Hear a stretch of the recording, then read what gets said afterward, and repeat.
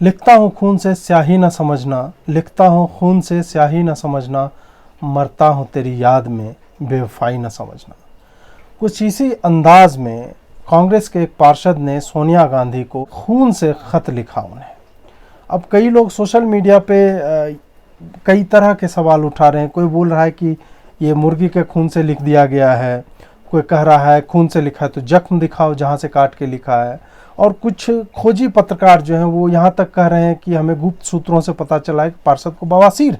नमस्कार, मैं जीत और आप देख रहे हैं आप इंडिया। 7 घंटे तक कांग्रेस की CWC जो होता है कार्यकारी समिति की मीटिंग चली।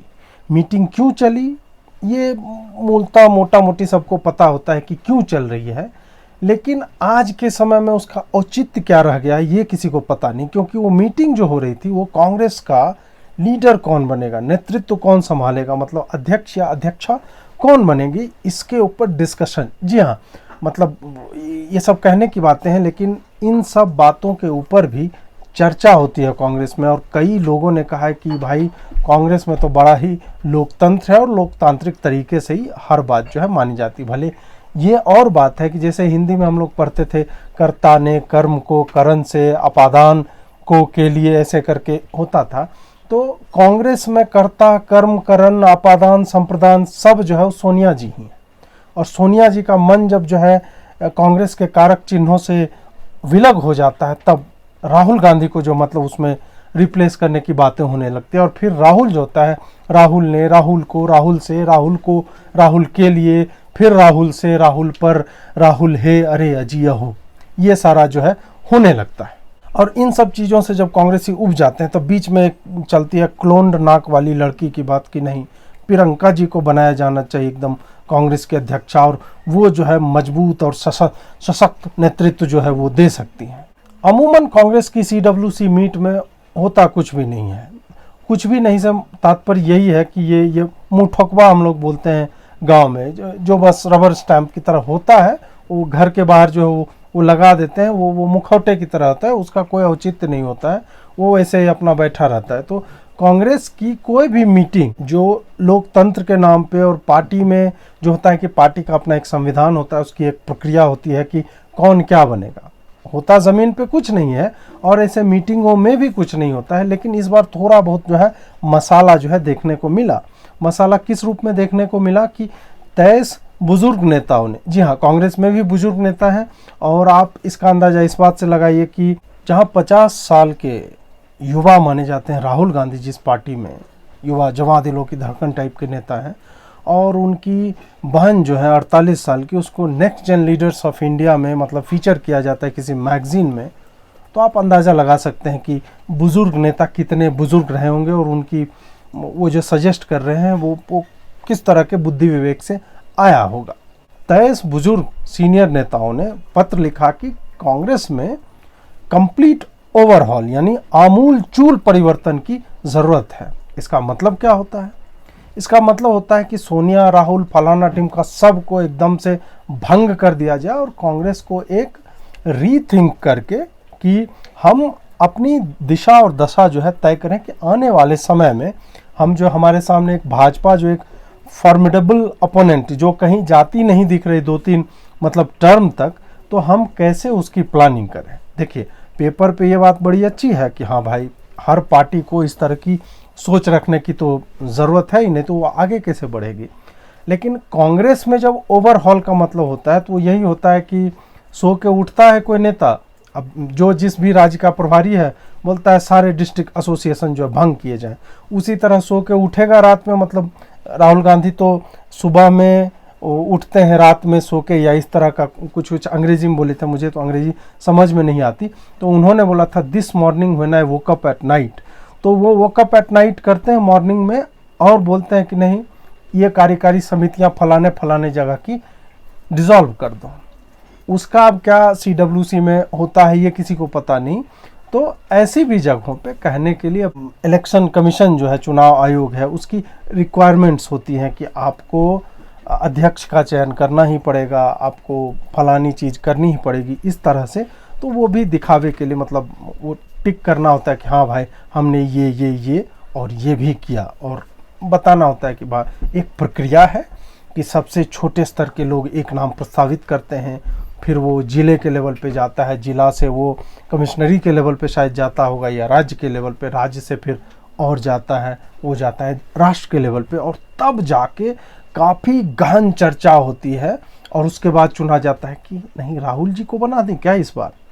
कुछ लोग कहते हैं नहीं नहीं सोनिया जी बनी रहनी चाहिए। इस पूरे CWC में मसाला के नाम पे मतलब दो चार चीज़ें आई। एक ये आया कि वही लेटर किसने लिखा, उसमें लेटर का मैटर क्या है, उसमें भीतर में क्या लिखा गया, और दूसरी बात जो है उसमें ये थी कि बैठे बैठे मीटिंग जब चल रही थी तो कपिल सिब्बल जो है वो बेचारे आहत हो गए जब उनको पता चला कि राहुल गांधी ने ये कह दिया है कि जो भी लोग लिख रहे हैं कांग्रेस के अगेंस्ट या अभी उनकी माताजी को चिट्ठी लिख रहे हैं कि कांग्रेस में पूरा एक ओवरहॉल की आवश्यकता है, वो लोग बीजेपी से मिले हुए हैं। और ये शायद मीडिया सूत्रों से बात चली थी या हो सकता है राहुल गांधी ने कहा भी होगा। उस पर ये बिफर पड़े और पूरा देने लगे कि 30 सालों से मैं जो है आज तक एक भी शब्द जो है बीजेपी के फेवर में नहीं बोला। ये अपने आप में एक स्वीकृति है। ये कहना है कि उनको लग रहा था कि कभी कभी बोल देना चाहिए, लेकिन वो इतने कट्टर कांग्रेसी हैं, दिल से कांग्रेसी, कि उन्होंने मतलब ये जानते हुए कि फला फला बातें या योजनाएं जो हैं वो बेहतर रही होंगी, उन्होंने जो है बिल्कुल बीजेपी के फेवर में एक बात नहीं बोला। फिर बोला कि मणिपुर में बीजेपी की सरकार गिराने के लिए मैं प्रयासरत हूं और मुझे कहा जा रहा है कि मैं बीजेपी से मिला हुआ। उसी तरह जो है गुलाम नबी आज़ाद भी जो है वो भी बिफर पड़े और सुना कुछ नेता मतलब उस CWC की मीट से उठकर भी चले गए। ये सारी बातें भी आई। तभी फिर एक कोर्स करेक्शन भी होता है कि उन्हें तुरंत भान आता है कि किसी ने बोला कि नहीं नहीं राहुल जी ने ऐसा ऐसा कुछ नहीं बोला है और आप लोग राहुल जी को प्लीज़ ब्लेम मत कीजिए। तो फिर उन्होंने कहा कि नहीं मुझसे गलती हो गई। राहुल जी ने पर्सनली मुझसे कहा कि मैंने ऐसा कुछ नहीं कहा है, तो मैंने अपना जो अभी ट्वीट किया था वो मैं वापस लेता हूँ। अब एक बात यहाँ पे और आती है कि राहुल गांधी ने इस चिट्ठी की टाइमिंग पे सवाल उठाया और उन्होंने कहा कि अभी जबकि मेरी माताजी बीमार हैं, कांग्रेस जो है स्ट्रगल कर रहा है। स्ट्रगल कहाँ कहाँ कर रहा है? मध्य प्रदेश में, राजस्थान जैसे जगहों पे स्ट्रगल कर रहा है सरकार के कारण। एक जगह से तो चले गए ज्योतिरादित्य सिंधिया और दूसरी जगह सचिन पायलट ने जो बगावत की थी वो अभी तक मामला जो है पूरी तरह से शायद सुलझा नहीं। और बोला कि ऐसे समय में इस तरह की चिट्ठी लिखना ये बताता है कि ये लोग जो है कहीं और से इनको पुश मिल रहा है और उनका एजेंडा दूसरे का। और जब वो ऐसी बात कहते हैं तो इसका मतलब होता है कि भाजपा का एजेंडा वो चला रहे हैं। तो अब ये बात अपने आप में इतनी हास्यास्पद है। मतलब ये उसी तरह हो गया कि अब कांग्रेस के इंटरनल कॉन्फ्लिक्ट का भी जिम्मेदार भाजपा ही हो जाता है किसी तरह, जब इसके नेता और एक्चुअली ऑन पेपर आप सोच के देखिए कि ये 23 लोगों ने जिस तरह की चिट्ठी लिखी है और जिस तरह की बातें उन्होंने की है, जो कि वाकई सही बात है। मोदी भी जब कहते हैं कांग्रेस मुक्त भारत, तो उन्होंने बोला था कि कांग्रेस को भी कांग्रेस की जो विचारधारा आइडियोलॉजी है, जिसको प्रोसेस को अभी तक फॉलो करते रहे हैं, उस तरह के विचारों से मुक्त होना चाहिए, तभी कुछ हो पाएगा। और हम या आप जो भी जिम्मेदार लोग हैं जिन्हें लगता है कि एक ही पार्टी को इतना विकराल रूप नहीं ले लेना चाहिए कि वो अनचेक्ड चली जाए, तो हम और आप भी कहते हैं कि नहीं, एक विपक्षी स्वर का होना और अच्छे स्ट्रेंथ में होना डेमोक्रेसी के लिए बेहतर होता है।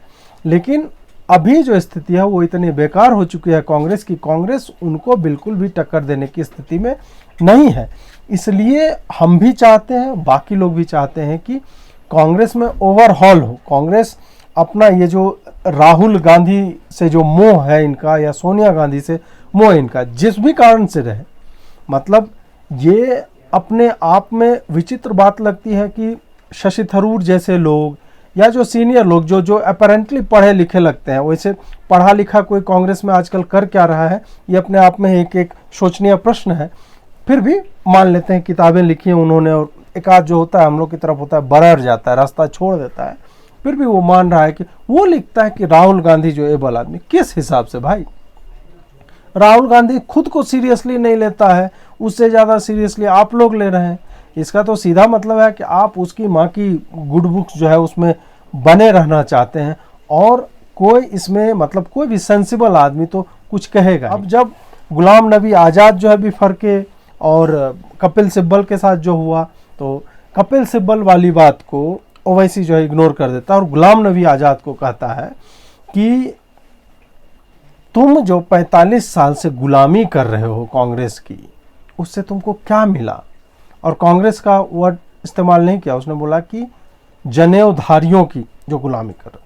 इसमें आप देखिए कि ओवैसी जैसे नेता को आदमी नहीं दिखता है, उसको मुसलमान दिखता है, उसको हिंदू दिखता है। कपिल सिब्बल के भी साथ वही बात हुई CWC मीट में, और वही बात गुलाम नबी आज़ाद के भी साथ हुई। तो इस आदमी को पता है कि किसको क्या कह के कैसे टारगेट करना है। तो उन्होंने वही किया कि गुलाम नबी आज़ाद को उसके मुसलमान होने की याद दिलाई, और उसने ये भी कह दिया ओवैसी ने कि जो भी कांग्रेस में है मुसलमान, वो जो है अपना समय बर्बाद कर रहा है, क्योंकि कांग्रेस ने मुसलमानों को अभी तक सिर्फ ठगा है। इस बात से तो मैं मतलब आंशिक तौर पे सहमत हूँ कि कांग्रेस ने मुसलमानों को ठगा है। आंशिक इसलिए क्योंकि कांग्रेस ने हिंदुओं को भी ठगा है, कांग्रेस ने हिंदू में जिस जिस वोटर सेक्शन को अपील करता है उन सब को ठगा है। तो कांग्रेस ठगों की पार्टी ही है एक तरह से, और कांग्रेस सिर्फ ठगने के लिए ही, मतलब आज के दौर में अगर देखा जाए तो कांग्रेस सिर्फ ठगने के लिए ही जानी जाती है। तो आंशिक तौर से मैं उनसे सहमत हूँ। अब ओवैसी का जो स्टेटमेंट आता है उससे आप दो चार और बातें निकाल सकते हैं। सबसे पहली बात तो ये आती है कि उसके हिसाब से मुसलमानों को ही मुसलमानों का प्रतिनिधित्व करना चाहिए। ये मांग एक बार और उठी थी इस देश में, तो पाकिस्तान बना के दे दिया कि जिसको ऐसा लगता है वो जाओ। कुछ लोग जो थे, जो जा सकते थे, चले गए, और कुछ लोग जो रुके हुए हैं, जो क्लेम करते हैं कि देखो हम तो नहीं गए भारत छोड़ के, उनमें से बहुत लोग ऐसे होंगे जो उस समय ये दुर्गम रास्ता था। आप सोचिए कि बिहार का मुसलमान पार्टीशन में अगर जाना भी चाहे पाकिस्तान तो कैसे जाता, कोई हाई स्पीड ट्रेन तो थी नहीं। तो इस कारण से ये लॉजिक जो है ये फर्जी लॉजिक है। और ये वही लोग हैं जो आज भी पाकिस्तान में कुछ होता है तो उसके प्राइम मिनिस्टर को प्रेज करते हैं, उनको अपनी ही सेना पे शक होता है, उनको राष्ट्रवाद के नाम पे जनगण मन गाने में दिक्कत होती है, उनको वंदे मातरम गाने में दिक्कत होती है। तो ये वही मुसलमान हैं जो किन्हीं कारणों से, मतलब उनका जाने का पूरा मन था, वो जा नहीं पाए। तो खैर दोबारा एक बार मौका मिला 1971 में जब बांग्लादेश बनता है, उसमें भी जो है मतलब उनको लगा कि पाकिस्तान का, उन्होंने एक्सपीरियंस देख लिया होगा कि भाई इतने साल में 47 से 71 में पाकिस्तान जो कितनी प्रगति कर चुका था, तो इस कारण शायद वो नहीं गए होंगे कि नहीं हम कम प्रगति वाले जगह में रहना चाहते हैं। तो इस कारण काफ़ी लोग रुके रहे। लेकिन इन लोगों में समस्या, मतलब ओवैसी जैसे लंदन से पढ़ा हुआ आदमी, बैरिस्टर है, मतलब इनके पढ़े लिखे लोग आप जब ये कहते हैं कि मैं मुसलमानों का रहनुमा हूँ, मुसलमानों का प्रतिनिधित्व जो है उनको उसी हिसाब से देना चाहता हूँ, क्योंकि बाकी कोई पार्टी जो है मुसलमानों को प्रतिनिधित्व दे ही नहीं रहे। तो भाई मतलब तुमको प्रेम किससे है? तुमको प्रेम शायद पाकिस्तान से है, उसी का मॉडल तुमको चाहिए। मतलब एक बार और देश का विभाजन ये लोग चाहते हैं, क्योंकि the moment you start to believe the fact that only a Muslim can represent a Muslim population, that means you are once again you are siding with the two nation theory, कि हिंदुओं के लिए हिंदुस्तान, मुसलमानों के लिए मतलब इस्लामिस्तान, पाकिस्तान, या जो भी एक नया नाम देके बनाना चाह रहे हो। जबकि हालत ये है कि जो बना था इस लाइन पे, जो पाकिस्तान बन के गया था, वो टिड्डों में प्रोटीन खोज रहा है, और एटम बम इसका मतलब ऐसा प्रिसाइज मतलब टेक्नोलॉजी वाला बना है कि वो जब मारेगा तो सिर्फ हिंदू मरेंगे, मुसलमान नहीं मरेगा। और अगर मुझसे पूछा जाए और ये फैक्चुअली भी देखा जाए कि मुसलमानों की सबसे बड़ी हितैषी पार्टी कौन है, तो भाजपा है। भाजपा ने मुसलमान स्त्रियों को 3 तलाक जैसे घटिया कुप्रथा से आज़ादी दिलवाई। खास करके कश्मीरी मुसलमानों को भाजपा ने ये बताया कि 1400 साल पुरानी जो मतलब जॉब हुआ करता था पत्थर मारने का, वो कोई जॉब ऑप्शन नहीं है। जॉब ऑप्शन है लिखना, पढ़ना, कोई ढंग की नौकरी करना जिसमें कुछ प्रोडक्टिव काम होता है, गोली चलाना, बंदूक चलाना, बम बनाना, बम फोड़ना, या हिजबुल मुजाहिदीन का जो है एरिया कमांडर बन जाना, ये नौकरी नहीं है। ये बात भी भाजपा ही कश्मीरी मुसलमानों को समझा रही है। तो उनसे बड़ा हितैषी इनका कौन है? उसके बाद आप देखिए कि धीरे धीरे महिला विरोधी जितने कानून हैं वो सब कानून भी भाजपा ही हटवाएगी, जो यूनिफॉर्म सिविल कोड आएगा, क्योंकि बाकी किसी में ये हिम्मत नहीं है। यूनिफॉर्म सिविल कोड आएगा तो जितने भी स्त्री विरोधी कानून एक खास मजहब में हैं वो चला जाएगा और सिर्फ एक कानून से ये पूरा देश जो है गवर्न होगा। बिना काम का बाबरी बाबरी रटते रहते थे, दर्द में रहते थे हमारे मुस्लिम भाई लोग, उसको देखिए कि सॉल्व किसने किया, भाजपा ने किया। उस दर्द से मुक्ति किसने दिलाई, भाजपा ने दिलाई। इन सब चीजों को फिर सीएए एनआरसी का मुद्दा अगर आप ले लीजिए कि 2 करोड़ बांग्लादेशी मुसलमान घुसपैठिए इस देश में घुसे हुए हैं। सीएए और एनआरसी जब आ जाएगा और इन लोगों को या तो फ्लश आउट किया जाएगा या कहीं पे भेजा जाएगा, उसको नागरिक तो कम से कम नहीं माना जाएगा, भले उनको आधार कार्ड और वोटर आईडी कार्ड कुछ पार्टियों ने अपने वोट बैंक बनाने के लिए दे दिए थे, तो भी अब जो है अल्पसंख्यकों का जो फंड आता है, यहां पे मान लीजिए 13-14 करोड़ मुस्लिम ऑफिशियली रहते हैं इस देश में, 2 करोड़ बांग्लादेशी आ जाएगा तो इनका फंड तो उसी में विभाजित होगा ना भाई। तो कौन कर रहा है, तुम्हारे हित की बातें कौन देख रहा है? 13 करोड़ में अल्पसंख्यक मंत्रालय का फंड जाए या 15 करोड़ में? ये अगर मतलब इतना बेसिक मैथमेटिक्स नहीं आता है तो फिर मतलब गड़बड़ है कुछ, मतलब अपनी सोच को बदलो। उसी तरह से छात्रवृत्तियां देना, मदरसों में फंड एलोकेट करना, मतलब कौन करता है इतना एक समुदाय विशेष के लिए? भाजपा करती है। इसलिए जो भी मतलब इस तरह के नेता है, ये जो पुश कर रहा है एजेंडा कि Muslims should only be represented by Muslims और मुस्लिम पार्टीज, उनको बच के रहना चाहिए। मतलब मुसलमान लोगों को ऐसे नेताओं से तो बच के रहना चाहिए, और उनकी इच्छा हो तो उस पार्टी को वोट करें जो तुम्हें बाबरी के दर्द से मुक्ति दिलाती हो, जो तुम्हारी स्त्रियों को 3 तलाक जैसे कुप्रथा से मुक्त कराती हो, जो तुम्हें ये बताती हो कि पत्थरबाजी इज नॉट करियर ऑप्शन। अब इसी में सीडब्ल्यूसी की 7 घंटे की मीटिंग चल रही थी और हमको लगता है एनडीटीवी 14-15 घंटा इसमें इन्वेस्ट किए हुए था कि हाँ भाई अपने पार्टी का एकदम मीटिंग चल रहा था, और उन्होंने सूत्रों के हवाले से 2-4 न्यूज जो है आउट कर दी। अब उसमें कांग्रेसी ही परेशान हो गए कि गोदी मीडिया है। मतलब ये भी दिन जो है याद रखने लायक है कि कांग्रेस वाले एनडीटीवी को बोल रहे हैं कि ये कांग्रेस विरोधी मीडिया है, जबकि जी न्यूज जो है मूक बधिर का समाचार दिखा रहा था उस वक्त में, और रिपब्लिक वाले जो है वो सुशांत को न्याय दिलाने में व्यस्त थे।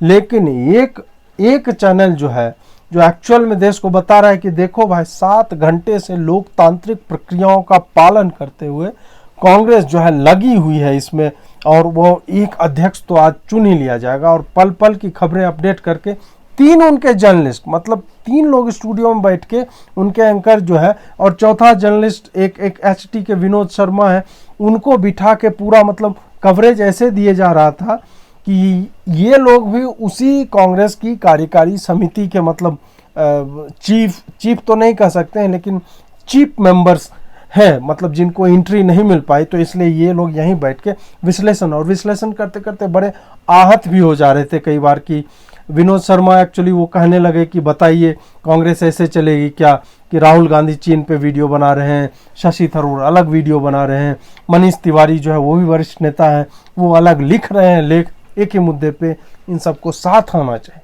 मतलब सारे पत्रकार गण जो हैं वो बेचारे बैठ के, और सीडब्ल्यूसी में कांग्रेस की मीटिंग में जितनी मतलब पार्टी को सुधारने की बातें नहीं हो रही थी, उससे ज़्यादा इम्पोर्टेंट और तार्किक और एक तरह से कह सकते हैं रैशनल बातें ये लोग कर रहे थे यहाँ पे बैठ के, मतलब स्टूडियो में बैठ के।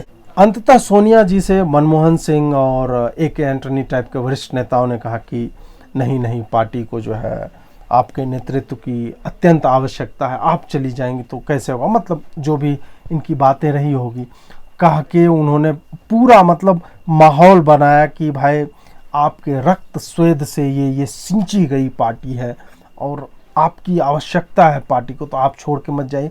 कुछ समय तक इंटरिम प्रेसिडेंट बन के या आप अंतरिम अध्यक्षा बनकर ही इस पार्टी को जो है लगातार आप गाइड करते रहिए। और सोनिया जी ने भी फिर मतलब सोनिया से खुद नहीं, मेरा मन नहीं लग रहा है, मैं इस्तीफा देना चाहती हूँ और कांग्रेस को अपना एक नई प्रक्रिया चालू करनी चाहिए और मेरा इस्तीफा स्वीकार करना चाहिए, पूरा मतलब अपने आप से जो एक संवाद होता है, फिर सोनिया जी ने स्वयं ही मतलब वो मान गए।